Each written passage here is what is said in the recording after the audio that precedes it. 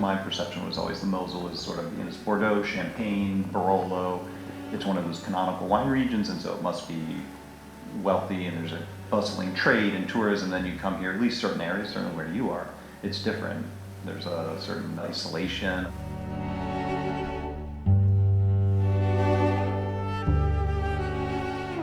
Yeah, no, I think the isolation was very apparent immediately. People here are comfortable at best. No one's rich, no one's wealthy.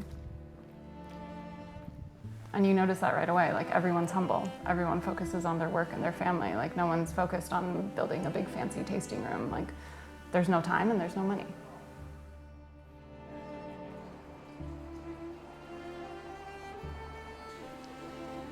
You can kind of, in many places, still feel like the past glory. Like there is still a lot of buildings around that were obviously built by rich people. I think that's also one of the slightly sad things, is that we can see vineyards disappearing and the old beautiful houses deteriorating.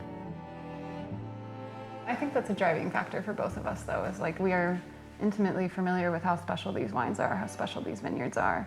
And people used to know that, like that used to be common knowledge that Mosel is special, and now it's not. Knowing the potential that this region has to be more well-known again, and it's not because anyone here is trying to get famous, it's because people here don't want to see vineyards continue to disappear. Wow. There's so much challenge, but there's a beauty in that challenge. Yeah. Yes.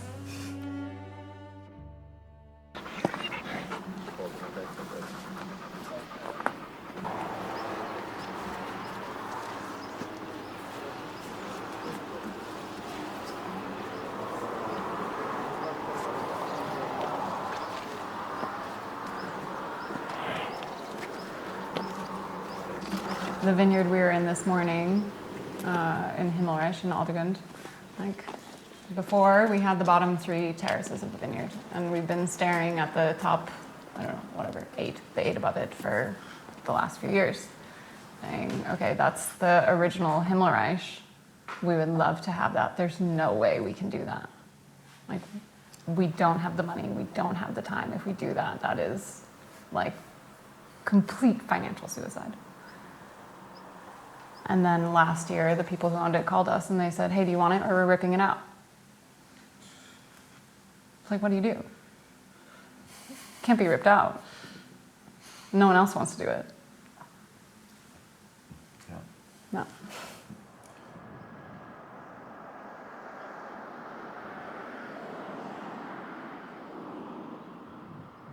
Walk me through a little bit what had to be done to the top 8 terraces and what the financial reality of that.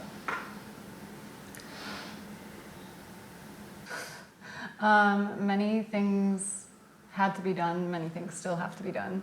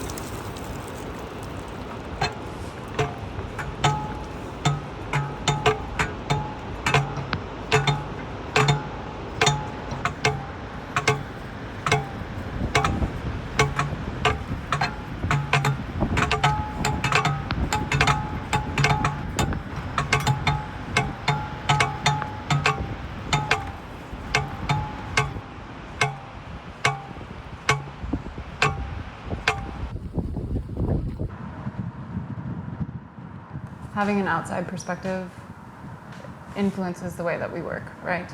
And a very concrete example of that is like people who are from here, they have vineyards in the village that they live in and maybe the next village over, generally speaking. Since neither of us are from here, we don't have our home village. We don't have vineyards that were passed down through generations. We have vineyards in 6 different villages because we can go to these different villages and see the different soil types and the different expositions along the river. And we're like, yeah, this one over here, super interesting. Also, that one, 20 minutes away, really interesting. And like not feeling confined by our hometown or what land our family already owns.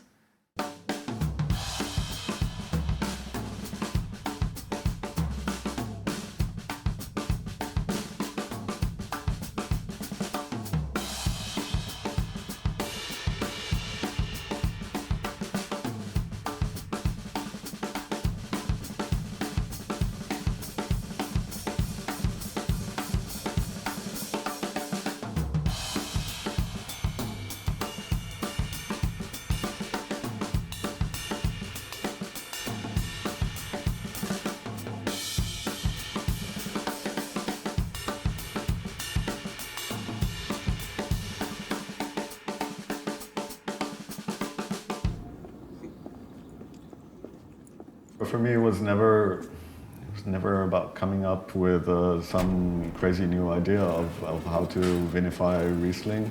For me, it was always just basically how wines used to be made a long time ago, and probably closer to how the French vinify their wines or the Spanish. We're in the Mosel. We're in one of the coolest regions of the world for winemaking. We have a lot of Riesling, high acid grape. We have high acid from the climate here.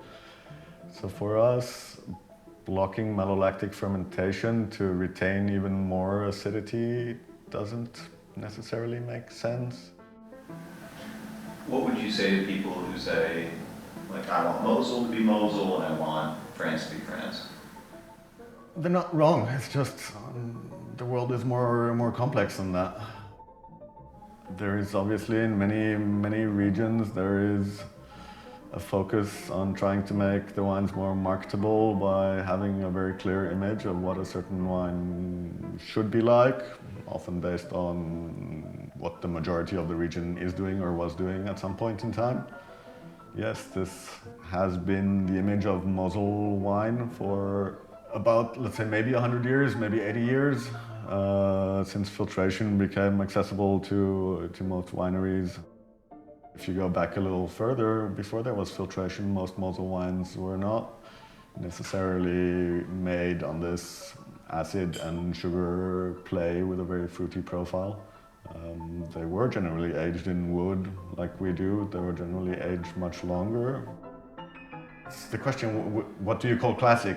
Is it 200 years ago? Is it 100 years ago? Do we look at the last 2 decades only and say this is what the Mosel is because 95% of wines are like this? And maybe in some ways we're more classic than what is seen as classic Mosel today.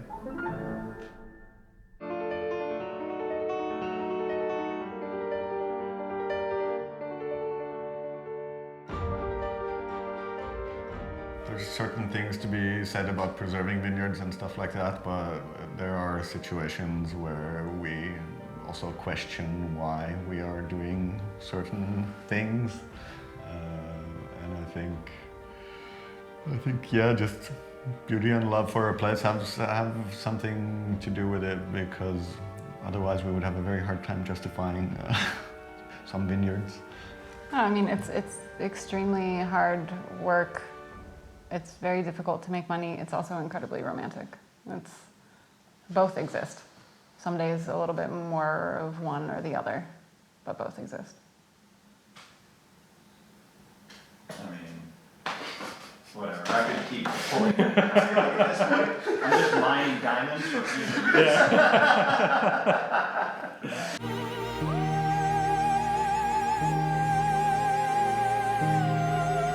You're getting You've better been and more better. emotional in this interview than in the 68 years I've known you. Can I go back to my cold self?